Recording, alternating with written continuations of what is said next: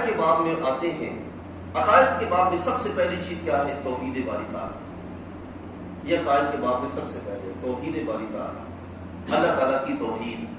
اس کے بعد دوسری چیز آتی ہے شان رسالت، یہ عقائد کے باب میں توحید باری تعالیٰ، شان رسالت۔ پھر تیسری جو چیز آتی ہے وہ ہے مقام صحابہ اور اہل بیت اتحاد،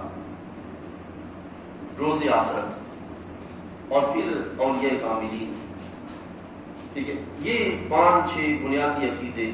جن کا دین کے ساتھ اور جن کا مذہب کے ساتھ تعلق ہے، یہ عقیدے آتے ہیں۔ ایک وقت تھا کہ جب ہم یعنی کہ اہل سنت و جماعت کے لحاظ سے دوسرے جو گروہ موجود ہیں ان کا سلسلہ اپنی اپنی مساجد تک محدود تھا، اور اس طرح کا کوئی بڑا چمگٹا نہیں تھا کہ وہ بڑے زور و شور کے ساتھ دوسری کھلی جگہوں پر بھی جو وہ اپنا کام کرتے۔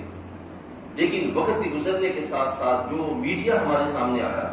یہ نئے سورسز ہیں، نئے ذرائع ہیں جن کو انہوں نے استعمال کیا۔ اگر آج آپ دیکھیں اور غور کریں، اس میڈیا پر شان توحید کے لحاظ سے، بلکہ شان توحید تو اب بہت پیچھے رہ گیا، کئی گروہ باقاعدہ فیس بک پر ایسے بیٹھے ہیں جو کہ سرے سے ہی اللہ تعالیٰ کو ماننے کو تیار نہیں، سرے سے اللہ تعالیٰ کو ماننے کو تیار نہیں، اس کا نظام قبول کرنا تو بات کی بات ہے، وہ اللہ تعالیٰ کو ماننے کو تیار نہیں، اور ایسے ایسے باتیں، ایسے ایسے انداز، ایسا ایسا طرز اور ایسا کلام وہ پیش کرتے ہیں کہ ایک عام مسلم نوجوان وہ اس میں الجھاؤ کا شکار ہو جاتا ہے، اور اس الجھاؤ کے شکار کے سبب وہ بندہ وہ ایک وقت ایسا بھی آتا ہے کہ اللہ تعالیٰ کی الوہیت کا ہی سرے سے انکار کر بیٹھتا ہے۔ اب مجھے ذرا سوچ کے بتائیے کہ وہ اللہ تعالیٰ کی الوہیت کا سرے سے انکار کیوں کر بیٹھا؟ اس بات سے کہ اس کے پاس علم نہیں تھا، اس کے پاس وہ ذہن کہ جو ذہن اللہ کی الوہیت کو قبول کرنے کو تیار ہے، اس کے بارے میں اس کے پاس علم نہیں تھا۔ علم نہ ہونے کے سبب نتیجہ کا نکلا کہ وہ ان کے الجھاؤ کا شکار ہو گیا،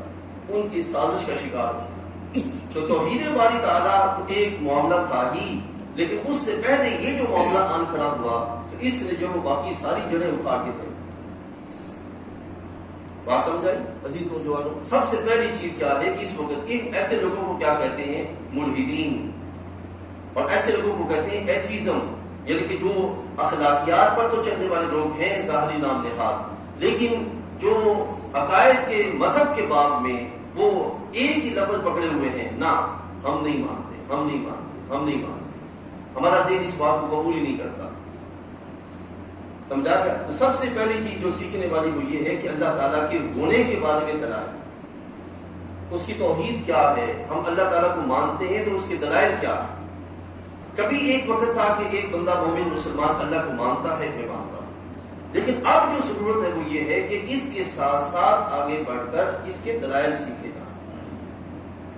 اللہ تعالیٰ کے ہونے کے دلائل سیکھے جائیں، تب جا کر بندہ اس قابل ہوگا کہ وہ آج کے اس دور میں جس کو علم کی دنیا کہا جاتا ہے، معلومات کی دنیا کہا جاتا ہے، اس دور کے اندر وہ اپنے ایمان کے تحفظ کا اہتمام کر سکے گا۔ اگر وہ علم کی دنیا میں نہیں آتا، اگر وہ کہتا ہے میں اللہ کو مانتا ہوں، کون مجھے جو ہے وہ پھسلا سکتا ہے، کون مجھے جو ہے وہ الجھاؤ کا شکار کر سکتا ہے؟ تو عزیز دوستو یاد رکھیے گا، زمانے میں کئی ایسے لوگ موجود ہیں جو اس سے تیز عقل والے ہیں، اور وہ تیز عقل والے شیطان کا پجاری ہوئے بیٹھے ہیں، اور وہ ایسے ایسے الجھاؤ کے رستے بناتے ہیں کہ انسان دنگ ہو کے رہ جاتا ہے۔ ایک حدیث میں آتا ہے، ہمارے آقا صلی اللہ علیہ وسلم ایک دفعہ تشریف فرما ہے، سرکار نے ایسے ایک لمبی لائن کھینچی، سیدھی ایسے سرکار نے ایک لمبی لائن کھینچی، پھر سرکار عالم صلی اللہ علیہ وسلم نے اس لائن کے ارد گرد ایسے 1 2 3 4 لائنیں کھینچی۔ نبی علیہ السلام نے فرمایا کہ میرے صحابہ، جو راہ ہدایت ہے وہ یہ سیدھا رستہ ہے، اور اس کے ارد گرد یہ جو رستے ہیں یہ سارے کے سارے شیطان کے آلہ کار۔ اب یہ اس کو کب سرکار نے بیان کیا؟ آج سے 1400 سال پہلے نبی علیہ السلام نے فرمایا کہ یہ ایک سیدھا رستہ ہے، اور اس کے ارد گرد یہ جو ہے وہ متوازی لائنیں موجود ہیں، یعنی کہ شیطان اس رستے پہ آ کے بیٹھے گا، یہاں پہ نہیں جائے گا، بلکہ وہ عین ہدایت کے رستے پر بیٹھ کر لوگوں کو ہدایت کے رستے سے گمراہ کرے گا۔ عزیز دوستو سوچیں، جس کے پاس علم ہی نہیں ہوگا، اور اللہ کی ہدایت ہی نہیں ہوگی، فضل الہی شامل نہیں ہوگا، وہ تو پھنس جائے گا۔ اور آج کے اس دور کے اندر ایک نوجوان کے پاس علم نام کی چیز نہیں ہے، خاص طور پر دین کے علم کے نام کی چیز، تو جس کا نتیجہ کیا نکلتا ہے کہ نوجوان شروع میں اسکول کالج کے ابتدائی دور میں وہ مسجد کے ساتھ اس کا تعلق ہوتا ہے، لیکن جوں وقت بڑھتا چلا جاتا ہے اسکول کالج کے دور میں وہ اتنا پھنستا چلا جاتا ہے کہ اس کو ادھر آنے کا موقع ہی نہیں ملتا، اور جب ادھر آنے کا موقع ہی نہیں ملتا تو اسکول کالج اور یونیورسٹیز کے اندر ایسے بھیڑیے بیٹھے ہیں، وہ انسان کو چپ کے لے جاتے ہیں اور اس کو پتہ بھی نہیں ہوتا کہ میرے ساتھ ہوا کیا ہے۔ فیس بک پر ایسے کئی لوگ بیٹھے ہیں کہ جو باقاعدہ اس چیز کا اہتمام کیے بیٹھے ہیں۔ اس واسطے عزیز دوستو سب سے پہلی چیز کیا ہے کہ توحید کے بعد میں اللہ تعالیٰ کے ہونے کے جو دلائل ہیں وہ سیکھے جائیں۔